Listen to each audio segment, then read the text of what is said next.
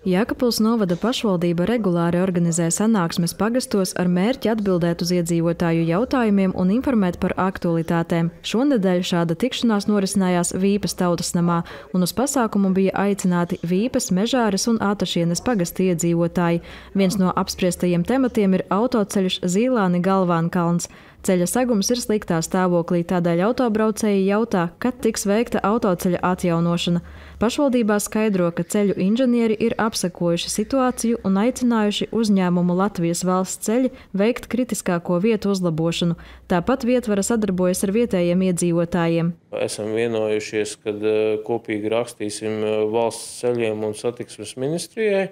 Tad aktīvisti šobrīd vāc parakstus un tiklīdz būs savākti, tad rakstīsim, prasīsim, lai šajos kritiskajos posmos autoceļa klātne tiek sakārtota, jo tur ar uzbēršanu vien nepietiek, un perspektīvā pieprasīsim, lai izskata iespēju cietā seguma uzklāšanai. Vīpas ciema pārstāvji interesējās par iespēju uzlabot infrastruktūru pie Vīpas tautas nama ēkas, kur atrodas arī amatniecības centrs Māzars un citas iestādes. Brauktuvi un automašīnu stāvlaukumu klāja vecais asfalts, savukārt gājēju celiņus savu laiku nokalpojušas betona plāksnes. Bedres ir salabotas, viņš ir braucams.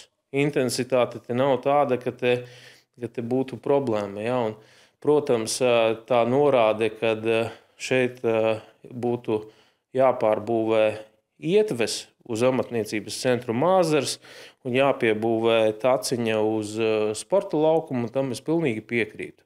Vecās betonētās plāksnes jānomaina pret bruģi. Tas ir skaidrs, tas arī ir jāizdara. Šogad nevarējām, tad ir jāliek nākamā gada budžetā iekšā.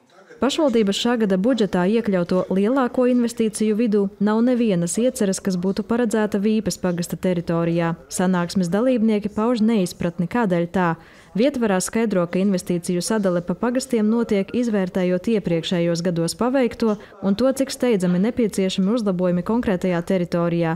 Vīpas ciemā esot paveikts daudz vairāk nekā citos novada pagastos. Pagājušajā nedēļā bijām Sēlpils pagastā Sēlijas ciemā, kur cilvēki nav redzējuši uz mazajām ielām ne asfaltu, ne ūdensvada kanalizācijas pārbūves, ne apgaismojumu. Ja? Tad Vīpas ciemā es varu teikt, ka Krustpils novada laikā no 2009. gada ir gan noasfaltētas ielas, pēdējā asfaltēšana šeit bija 21. gada otrajā pusē, gan uzstādīts energoefektīvs apgaismojums. Sēlijas ciemā tāds apgaismojums vēl joprojām nav uzstādīts.